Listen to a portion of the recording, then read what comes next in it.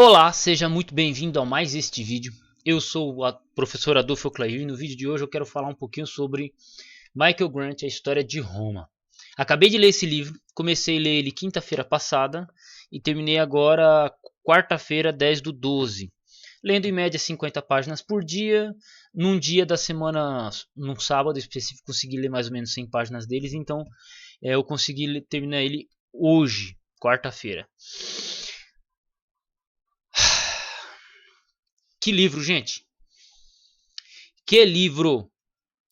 Olha, ele é um livro de 400 páginas lidas. Então você vai ler 381 páginas, mais ou menos. 380 páginas. Você tira umas 30 páginas de figuras e imagens, então 350 páginas. É um livro, uma linguagem simples de entender.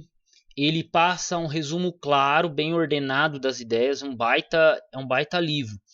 Coisas que eu posso discordar dele, talvez seja da visão dele com relação ao próprio cristianismo em si. Mas, essencialmente, é um cara que é bem didático, é um livro bem didático, e esse livro aqui, eu acredito que ele deveria ser passado nas escolas, cara. Todo brasileiro deveria ler esse livro, né? É uma pena que a gente só vai conhecer certas coisas da história depois que sai da escola em si, né? Enquanto que na escola era para se fomentar o sistema educacional, o estudo e tal, a gente não vê obras como essa sendo citadas, né, sobre Roma. Roma é um grande aviso sobre a política. Eu vou gravar um vídeo sobre isso especificamente, mas o que eu gostei no estilo de escrever do Michael Grant? O que eu gostei? É que ele resume bem a história do Império Romano em si, ele faz um resumo bem preciso, podemos assim dizer. Ele não. Ele. Para quem leu o Guglielmo Ferreiro, que é o meu caso, 5 volumes, contando até a grandeza do Império Romano, né, vai até Tibério, né? Então vai até ali próximo à época de Cristo. Então nós vamos até Tibério com o Guglielmo Ferreiro, foram 5 livros.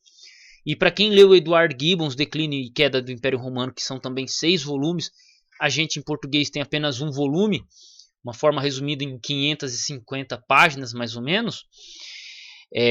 Se torna às vezes um pouco oneroso ler para quem está introduzindo a leitura. Então, assim, eu digo que esse livro aqui deve ser lido primeiro, porque ele te dá uma visão geral dos acontecimentos, dos nomes, e aí se você quiser se refinar melhor, você vai para o Gibbons, que é um clássico, você vai para um Guglielmo Ferreiro, o SPQR é um livro mais atualizado, acho um livro muito bom também sobre o Império Romano, mas eu achei ele um pouquinho desorganizado. Então você vai ler ele vai trazer vários temas, mas não num sentido muito organizado.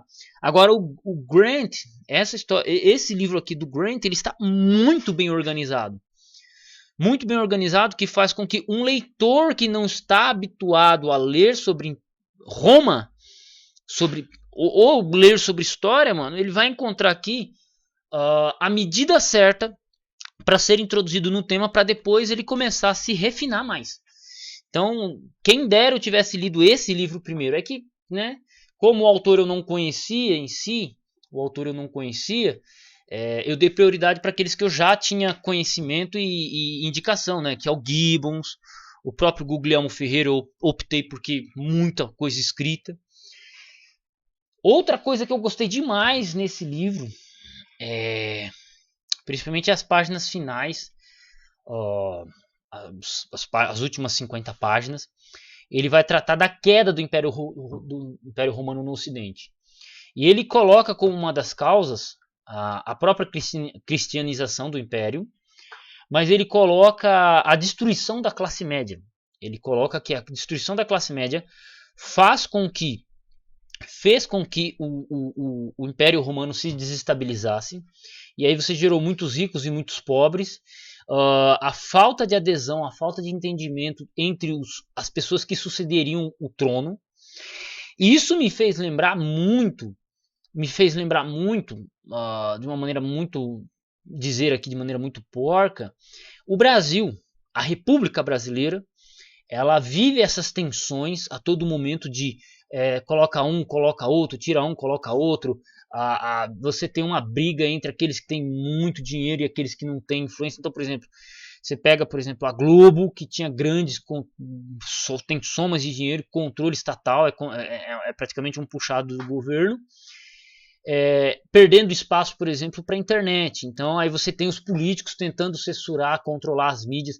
Então, eu olhei para a história de Roma e vi a história do meu país.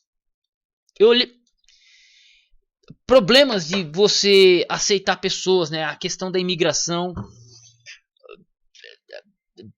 é super interessante. Então, assim, são temas que a gente está vendo agora, mas que esse império já passou por ele, já enfrentou. E aí é necessário a gente conhecer isso aqui, conhecer o que esse cara passou, o que esse império passou, para a gente tomar decisões e sermos mais cautelosos. Inclusive, na última página, no epílogo, o cara menciona Stalin, por exemplo. Ele menciona Stalin, menciona regimes mais duros, né? Ele faz questão de mencionar Stalin aqui. Deixa eu só pegar aqui a parte que ele menciona Stalin. Pá, pá, pá.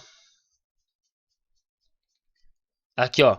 Aceitando-se que Stalin, por exemplo, tenha em certo sentido refletido as tendências correntes à sua volta, seria errado, evidentemente, argumentar que tais tendências teriam levado a história mundial a desenvolver-se precisamente dentro das mesmas linhas em que desenvolveu se ele não tivesse existido. A história romana oferece a mesma advertência em termos bastante claros. Sem as personalidades muito peculiares e os dons individuais dos homens como Augusto e Constantino, essa história não teria se passado como passou. Então, é interessante o alerta que ele dá, que ele traz pra gente. Então, me fez gostar demais desse livro aqui e indicar para quem quiser ler. Eu quero começar a ler sobre o Império Romano. Começa por esse livro aqui. Pode começar por esse livro aqui. Michael Grant, História de Roma. Livraço. Livraço. Não é um livro pesado de ler, é um livro gostoso, vale a pena. É extremamente relevante. Beleza? Essa é a minha indicação. Não tem muito o que dizer. E se eu for dizer, vira outro vídeo. Então, prefiro deixar para outro vídeo. Mas se for para iniciar o Império Romano, inicie por Michael Grant. Um abraço, professor Adolfo à disposição. Caso você queira me ajudar a adquirir livros e dar um apoio financeiro, na descrição do vídeo você encontra o meu Pix. Se quiser me seguir no Instagram, Adolfo Clair, beleza? Tá na página inicial do meu do canal do YouTube aqui, tá? O meu Facebook e meu Instagram, beleza? Um abraço e fui.